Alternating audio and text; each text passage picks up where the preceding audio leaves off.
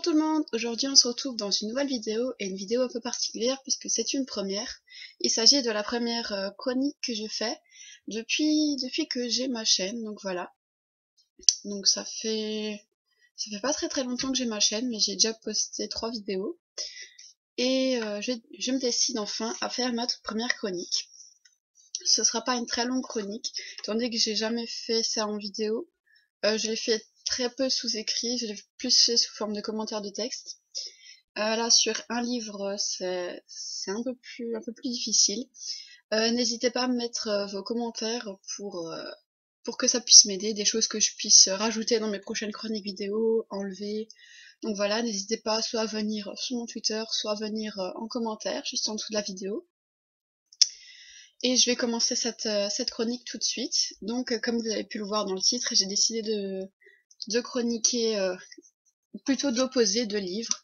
Le premier tome de 50 nuances de Grey par L. James et Grey, donc le livre tout récent qui est sorti de nouveau par L. James. Donc j'ai décidé de comparer les deux versions de l'histoire, sachant que la première version, c'est la version originale, donc c'est aux éditions Livre de Poche, et c'est la version de l'histoire racontée par Anastasia Steele, donc elle est étudiante en littérature anglaise. Elle remplace sa meilleure amie qui est aussi sa colocataire qui s'appelle Kate ou Catherine plutôt. Elle la remplace parce que elle est tombée malade et elle devait faire une interview pour le journal des étudiants à l'université de Vancouver, il me semble.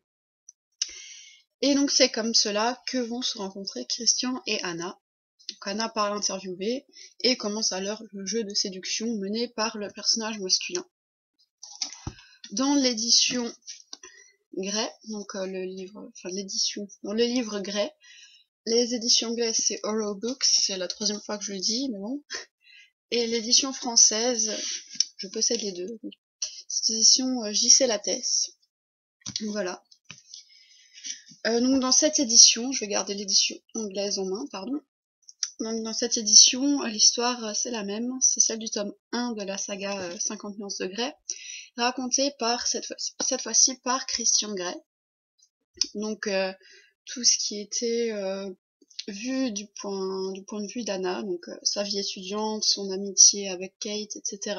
Bah, tout ça c'est remplacé par la vie de Christian, ce qu'il fait en dehors de ses heures de travail, ce qu'il fait chez lui, également ses heures de travail, tout ce qui tourne autour de Grey Holdings, son entreprise. Donc j'ai fait une liste de pour et de contre, j'ai mes petites notes là juste devant moi. J'ai fait une liste de pour et de contre. Donc j'ai 2 points dans chaque catégorie, donc comme je vous l'ai dit, c'est pas une très grande chronique. J'ai mis quand même longtemps à la faire. Ça peut paraître un peu aberrant, mais bon. J'ai souvent des difficultés à faire des chroniques, mais j'ai décidé de me lancer là-dedans quand même. Parce que j'adore en fait donner mon avis sur les livres. Et trêve de blabla, pardon. Je vais commencer à vous citer les points positifs et négatifs pour chaque livre. Donc dans les points positifs pour 50 nuances de Grey, bah c'est le fait que Anna, ce soit une jeune fille qui soit étudiante, en plus en littérature anglaise. Moi qui suis en fac d'anglais, je m'identifie très bien au personnage. Elle est jeune, il me semble qu'elle a 20 ans ou quelque chose comme ça. Donc elle a mon âge, elle fait presque les mêmes études que moi. Donc on s'identifie très facilement au personnage. Et ça aide à accrocher à l'histoire. Vraiment beaucoup. Par contre, le point négatif pour ce livre, j'ai trouvé que on ne sait quand même pas assez, vu que c'est du point de vue d'Anna, on ne sait pas assez ce que Grey pense, ce que Christian pense, et des fois c'est quand même troublant de ne pas savoir ce qu'il pense. Par exemple, quand il refuse d'être touché par Anna, alors que c'est censé être quand même sa petite amie, parce que au bout d'un moment, leur contrat il est caduque. Je vais me faire agresser par un câble d'ordinateur. Ça ira mieux comme ça, je pense, excusez-moi. Voilà. Et donc à un moment, il décide de mettre le contrat entre parenthèses, de plus avoir une relation dominant-soumise, et d'essayer, comme le dit Anna, d'essayer plus. Et pourtant, Grey a encore certains traumatismes qu'il ne veut pas expliquer.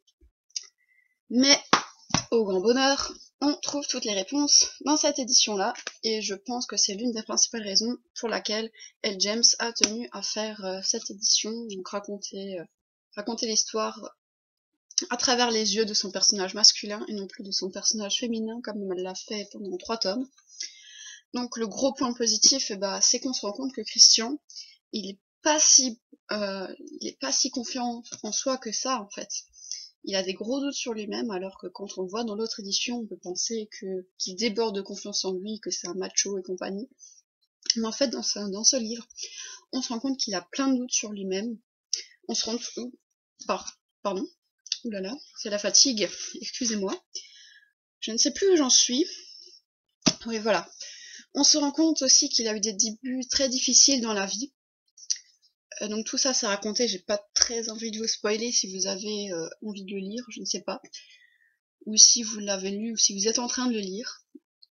Voilà.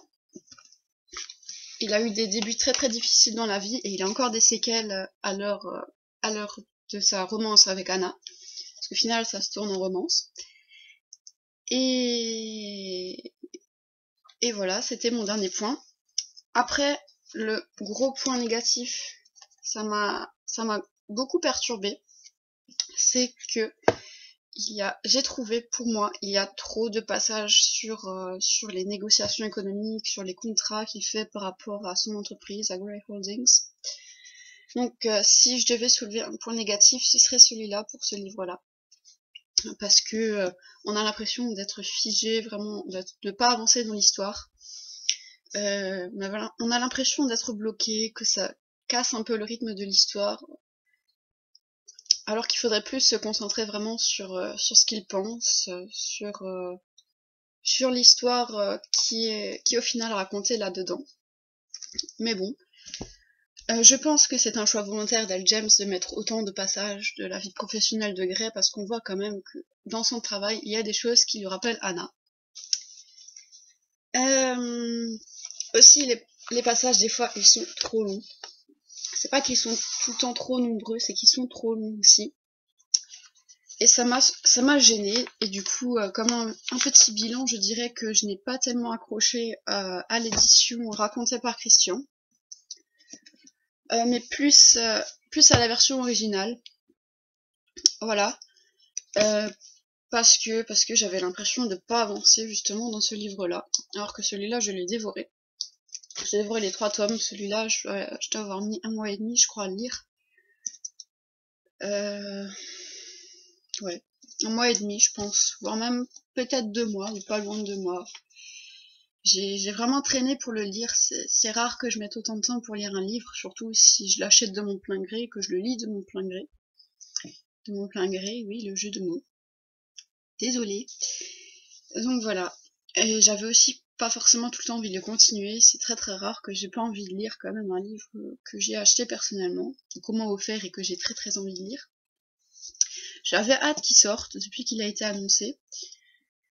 Et on va dire que ça a été une petite déception, même si dans l'ensemble, il a quand même été bon. Donc voilà, cette chronique touche à sa fin. J'ai toujours... J'ai un cheveu sur la langue aujourd'hui, et excusez-moi aussi si j'ai parlé un peu du nez. Je ne sais pas si ça s'entendait beaucoup, mais en tout cas, je commence à être malade. Ce matin, je me suis réveillée avec le nez tout bouché. J'ai fait au mieux pour ne pas trop que ça s'entende. Mais on ne peut pas faire de miracle quand on commence à tomber malade. À chaque fois, ça m'arrive à la rentrée. Je crois que c'est un symptôme pré-rentrée.